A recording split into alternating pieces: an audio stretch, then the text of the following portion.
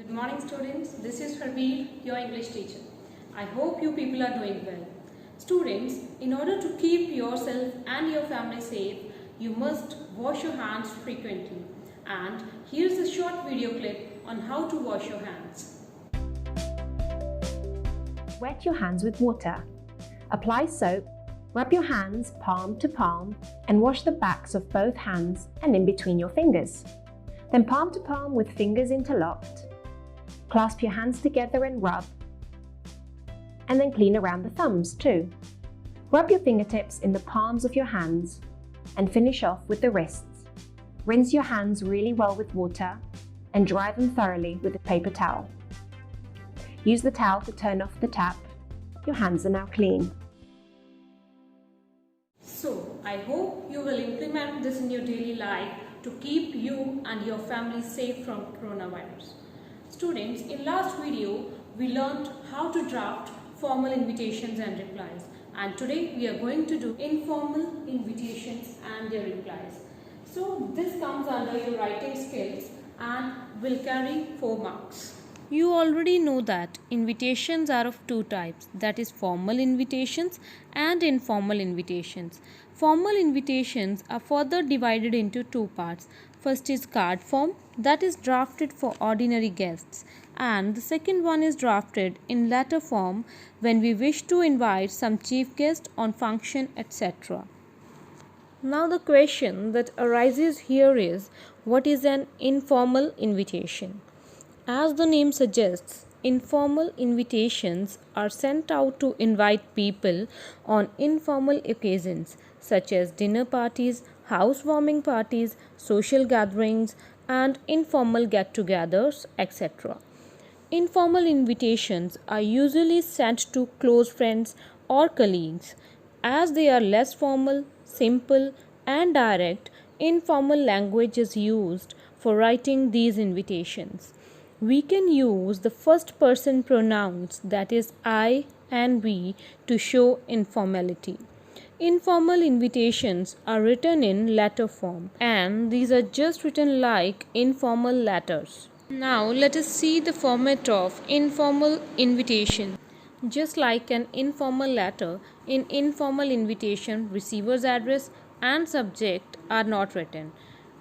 It includes sender's address, that is address of the sender, then date, that is to be written in extended form, salutation, and then body of the letter. At the end, we'll write complimentary close. You can better understand it with the help of an example.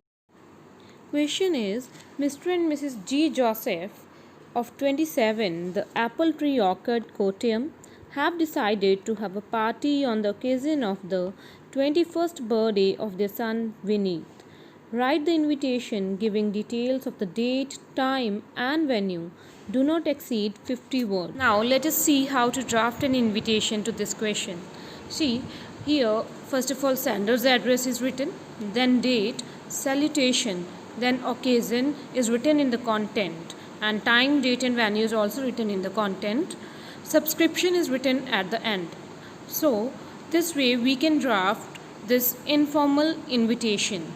Students, you can see in the content informal language is used. If I read it out, it says, we have much pleasure in inviting you to the 21st birthday party which we are giving for our son Vineet at 6:30 p.m. on 14 October at our residence. We hope that you will be able to come. So here first and second person are being used.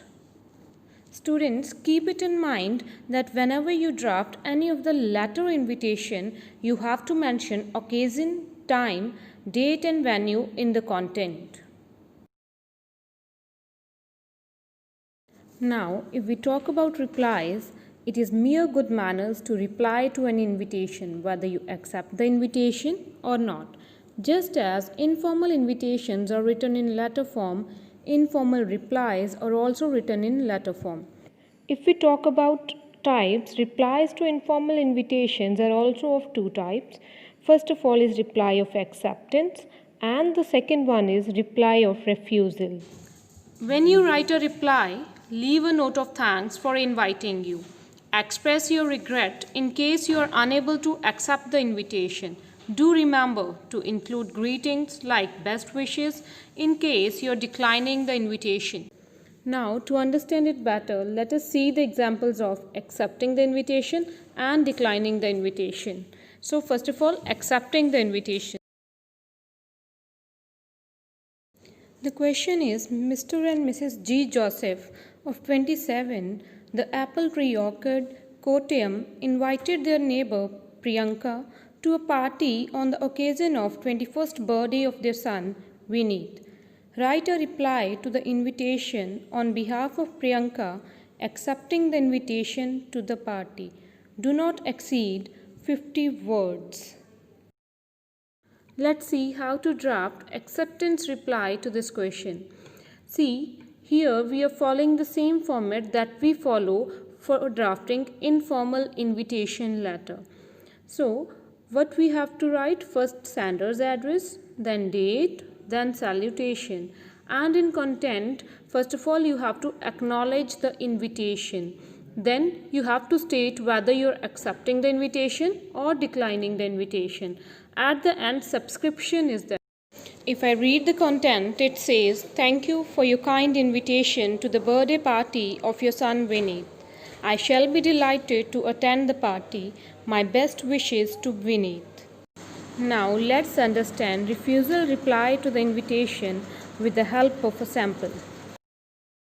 And the question is Mr. and Mrs. G. Joseph of 27, the Apple Tree Orchard, Kottayam, invited their neighbor Priyanka to a party on the occasion of 21st birthday of their son Vineet.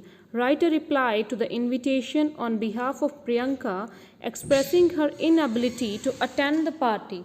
Do not exceed 50 words. As it is clear in the question, we have to draft refusal reply to the invitation. Now let's see how to draft refusal reply to this question.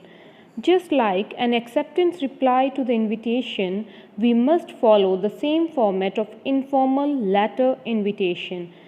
First of all, sender's address, then date, then salutation, and in content, you have to show some regret for refusing it.